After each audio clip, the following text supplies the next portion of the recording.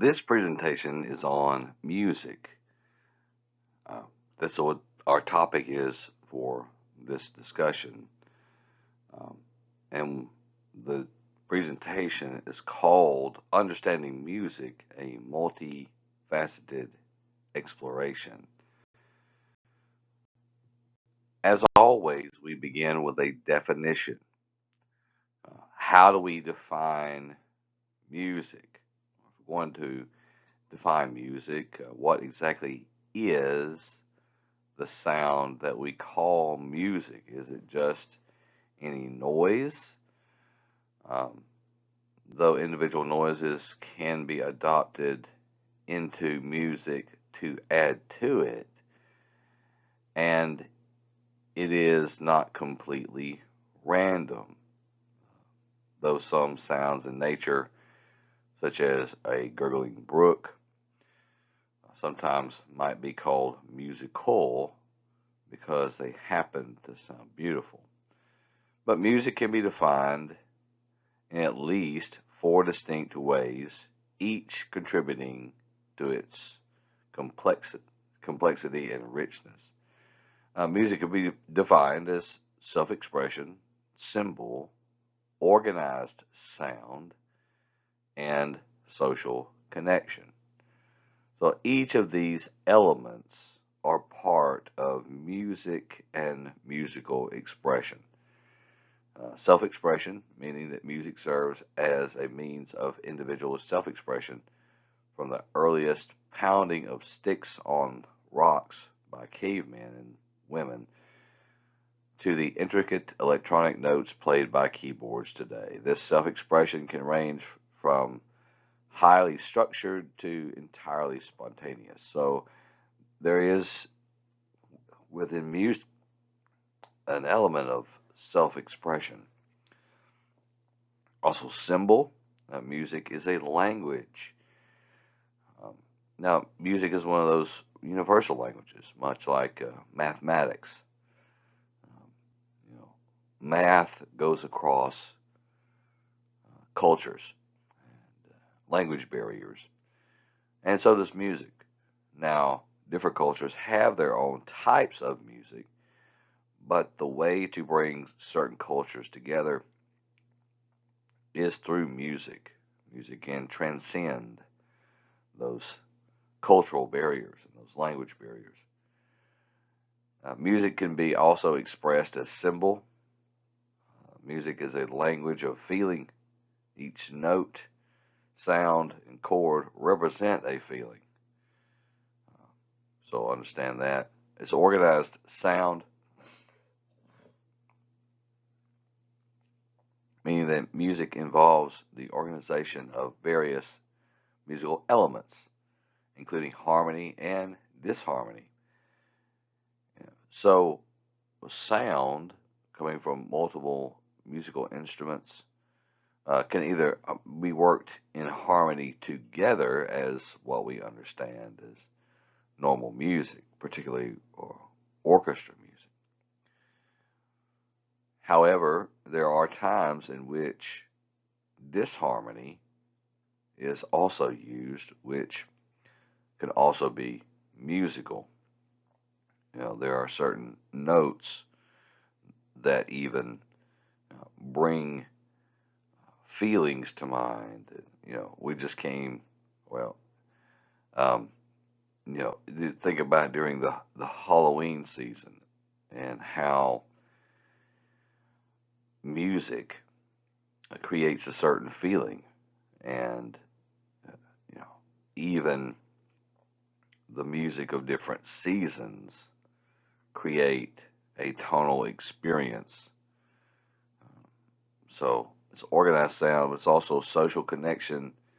That while music can be intensely private, as soon as it is performed for others, it becomes a formal or form of social communication. So there's a multifaceted nature to music, and when we talk about the definition, this is what we're going to deal with.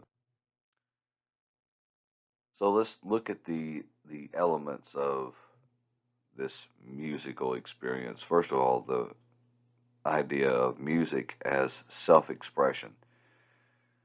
Again, that music is a form of self-expression, has been part of human culture since ancient times. Go back to the idea of one making music on rocks with sticks, and that becoming the the basis or the beginning of musical expression, self-expression through music.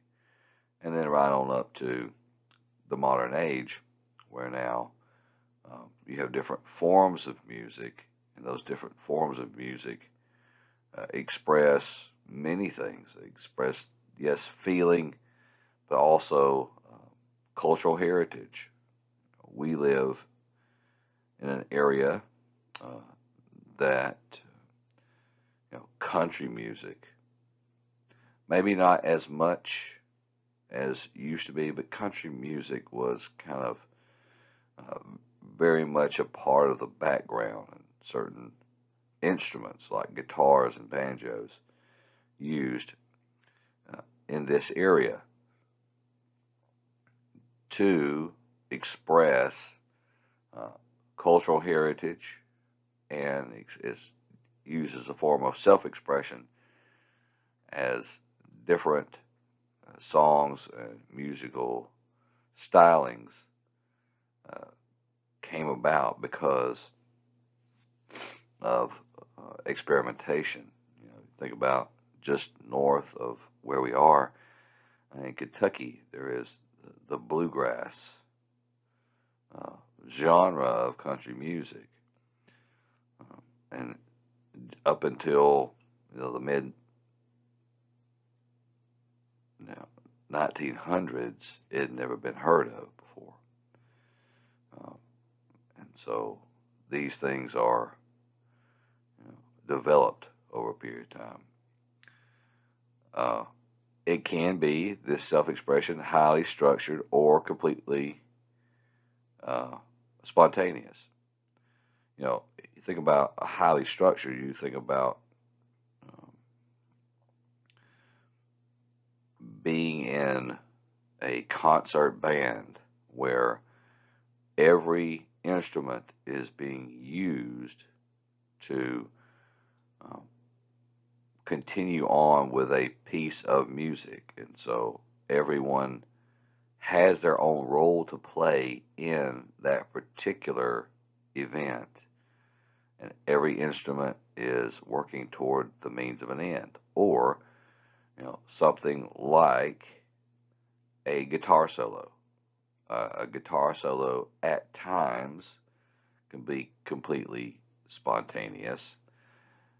If you listen to like old classic rock, it may have been spontaneous to begin with in the original recording, but then it becomes structured in that that person or someone else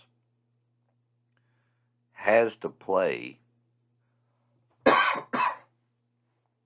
a solo every time, just like the one they played to begin with. And you may not have thought about that, but that's part of that, the musical styling sometimes that takes place. Sometimes very difficult to replicate. And you have things that are completely spontaneous, like jazz. But even jazz, the same way. Louis Armstrong may play and Louis Armstrong was a famous trumpeter from New Orleans, if you didn't know. He may play a trumpet solo one time, but then he's got to play something pretty close to it the next time, particularly if that recording becomes popular. And then they do convey emotions and deep feelings, and it could be anything back from years ago, or someone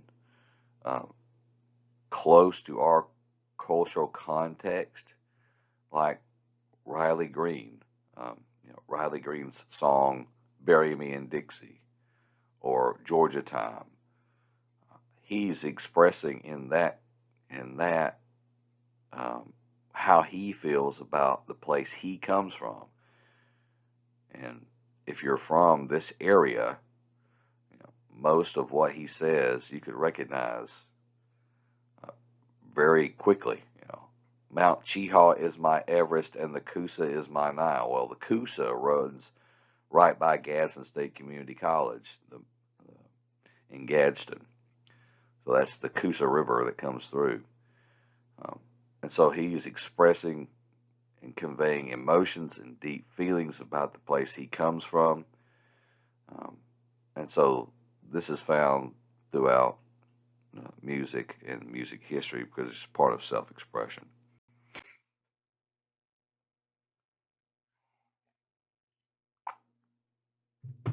And let's look at music as symbol, music as a language of feeling. In the realm of music, note, sound, and chord is not just a sonic element. It's a symbol of feeling. Music is often described as a language of feeling and excels in this role more than any other art form.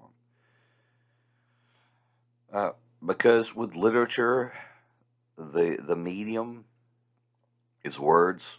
Um, Words denote feeling, but with music, um, it can be something like tempo.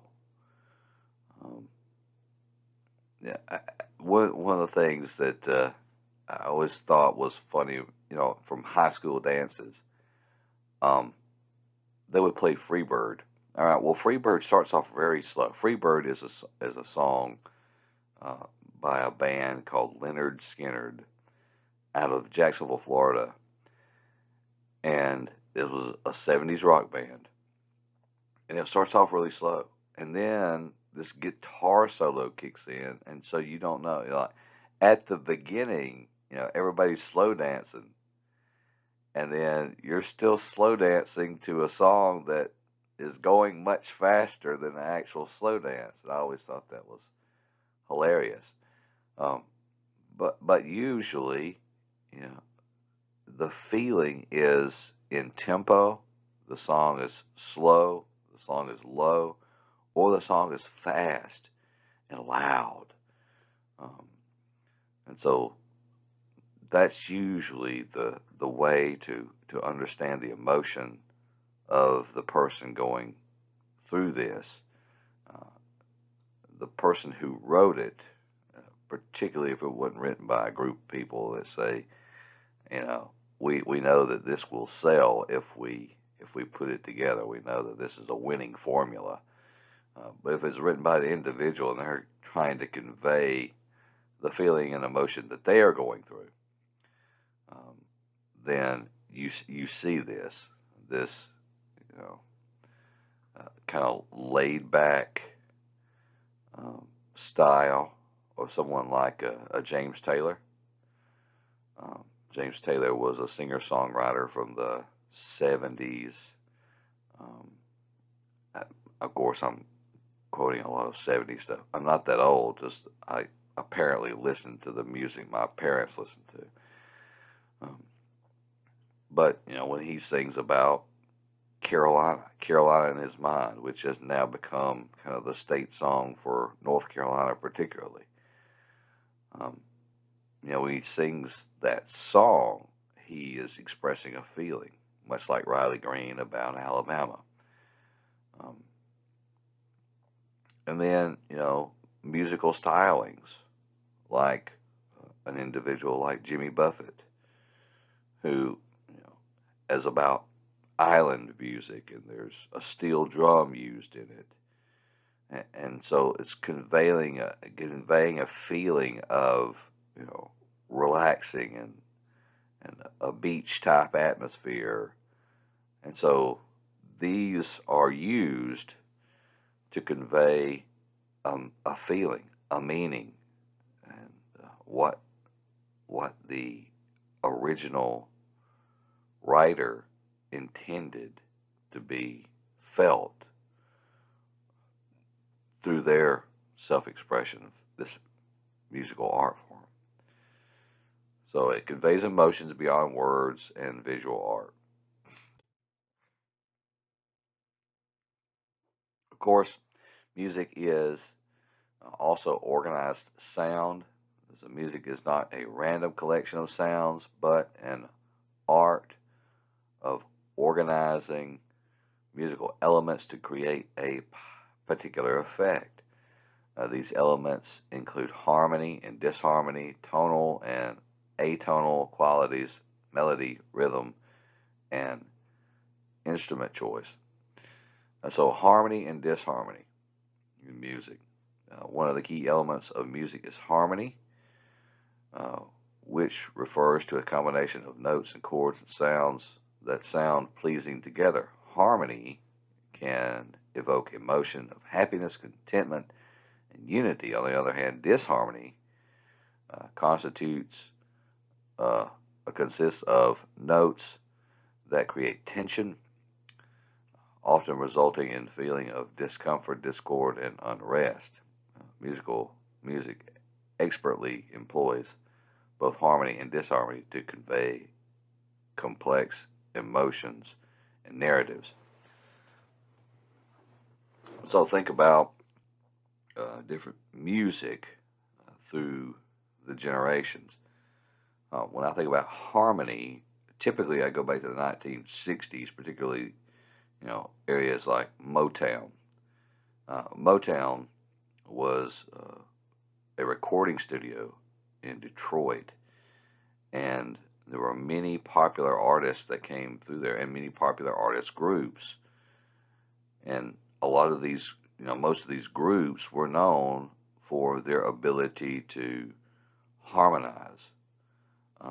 So someone like a group like the Four Tops, and then of course you had the Supremes, which is Diana Ross was a part of that music, and then even in the 1960s, but not at Motown, but on the West Coast, you had the Beach Boys. If you ever listened to the early Beach Boys music, it was known for the harmony aspect of how they sung together, and not only is it harmony in voice, but also they're harmonizing the musical instruments together. But when I think about harmony, typically I think about voices, and this disharmony. Disharmony is meant to create a feeling. It's not. Um, Often used. Sometimes it is, but particularly in popular music, disharmony is not used. Sometimes it's used in novelty songs or songs around the Halloween season to make you feel certain ways, uneasy. You know, um, again, I'm a big Disney fan, so one of the things that I think about disharmony and uh, notes that are kind of off is in their ride the Haunted Mansion, the theme songs to Haunted Mansion. There's this organ, and it's not like the organ that you would hear in uh, a church experience that was high church and everything was on point. Um, this organ is a little off, and it doesn't quite sound like the organ is proficient. It's just off. It's meant to create a feeling, and so you can look those up and listen to those if you want to. Tonal versus atonal music.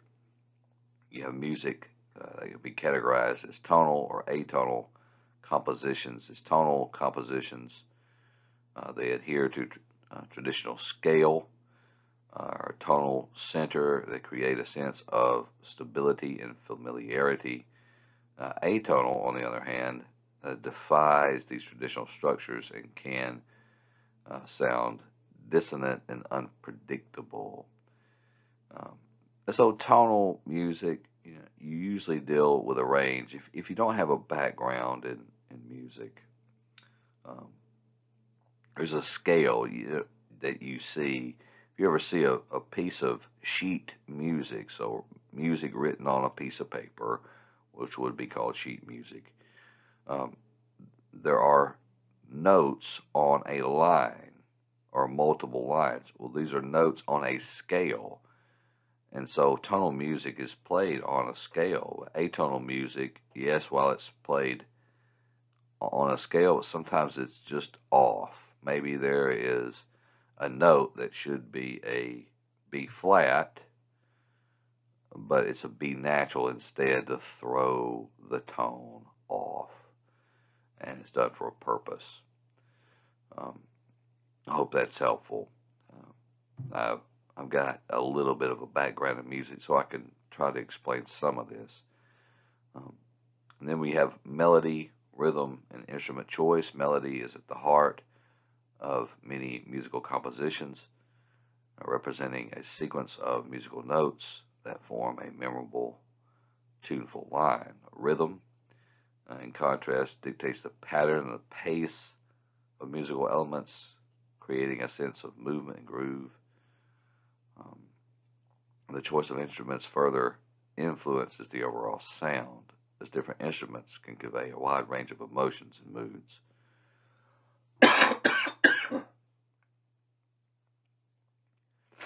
So you have melody, rhythm, and instrument choice that are part of this organized sound.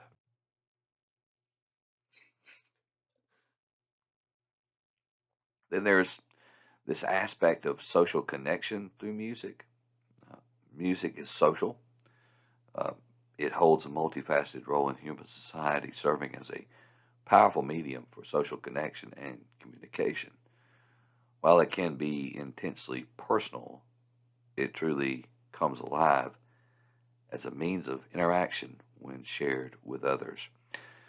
Possibly the, the greatest example of that currently is what's going on with Taylor Swift.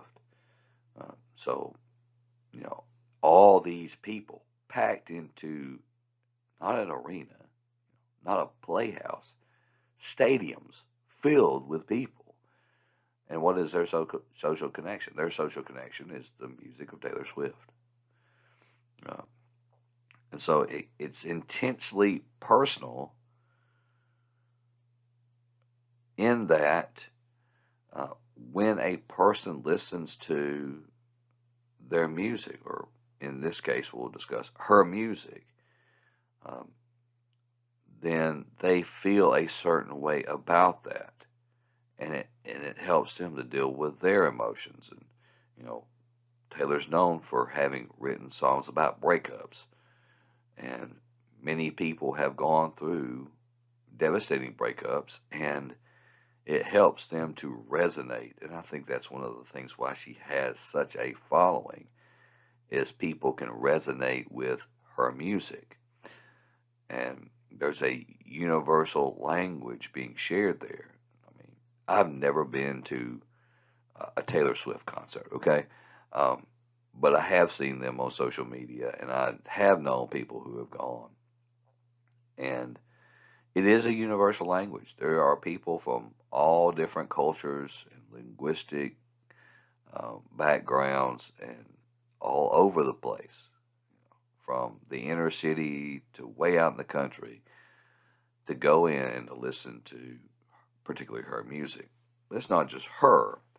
I'm just using her as an example in this case because right now in our culture, she is uh, the driving force when it comes to social connection through music. Um, and then, of course, there is an encouraging of social bonding and unity through music. Um, Maybe not so much right now. I can't think of really in the modern age a particular musical type or song, but in the 1980s, there were songs like "We Are the World" that you had involved in that song. You had people from multiple musical genres, and they were coming together for a cause. You know, if you are a fan of the musical group Queen, or you saw the movie Bohemian Rhapsody, which is the name of one of their songs. If you saw that movie, the big climax at the end was them performing at Live Aid. Well, that was um, multiple musical groups coming together to raise awareness and money for what was going on in that time in Africa. So it was a way to encourage social bonding and unity, and that could be done through music. So you have the history of music, ancient origins of music. Music roots extend deep into human history. This has been going on for a long time. You have hypothesis of language origins, that some cultural anthropologists propose that the earliest forms of human language might have emerged from singing and dancing. Um, so everyone, even civilizations that have been untouched by anyone, seem to have had some form of musical element. It's ancient and universal. The nature of music, it's not a recent invention. Um, it's been around for a long time. Early developments of musical instruments. There are examples that have been found throughout history of musical instruments that have been created. One of the earliest art forms or musical instruments that usually is amongst many, if not all cultures, is the drum. There's something about that thud, thud, thud that really, really hits at the heart of all of the cultures together. So early musical instruments, um, these early musical instruments, the history of music is closely entwined with the development of musical instruments. Um, typically they were used or made out of natural objects, and then these the use of natural objects as instruments. Of course, you had things like rocks struck to rhythmic beats. You had dry bones that were uh, that emitted a hollow sound that were used as percussion, and then you had created the whooshing sounds and rustling sounds, um, low tones. You think about those uh, instruments, particularly in Africa, that were created, and they've gone from rudimentary, meaning they were very basic, to a much more sophisticated rhythmic tool. You know, uh, they have evolved over time, and then of course you have the role of metallurgy, being able to create instruments out of metal that you were able to previously, therefore making different types of instruments and different tones from those instruments. And there are diverse musical traditions. They emerge from different musical traditions. This music is reflected in unique cultures and societies in which it flourished. Throughout history, various musical traditions have emerged, each with its own distinct styles, instruments, and practices, from the rhythms of African drumming to the complex melodies of Indian classical music. Diversity is a hallmark of musical traditions. And so culture and music have gone together, different cultures having their own music. Um, you know, one of the things that might be the casualty of our modern age is that we are tending to lose our unique cultural heritages. And one of the things that makes this world so great and is our ability to bring all these things together. But if we all have essentially the same common cultural background, well, there may be less creativity in the world. I hope I'm wrong about that. But through, exploration, through trade, through cultural exchanges, these things have become available to us. There's now a fusion of various musical styles and traditions. And so, whereas a culture 100 years ago, might not have ever even seen or heard a banjo, now they can, and they can incorporate it into their musical styles, any kind of instrument. So I won't read all of the conclusion summary here, but just understand that music is complex. Music is multi-dimensional. It's an art form built on expression, symbol, organization, and social connection. And that music is a profound multi-expressive art form that has accompanied our species throughout history. It encompasses, of course, self-expression, where individuals communicate their innermost thoughts and emotions through sound. It serves as a unique language of feeling, conveying emotion that words and visual arts cannot often express. If you need to stop this presentation and read that, please do. Some discussion questions I might ask are listed here. Hope you enjoy this presentation. Hope you have a good week, and thank you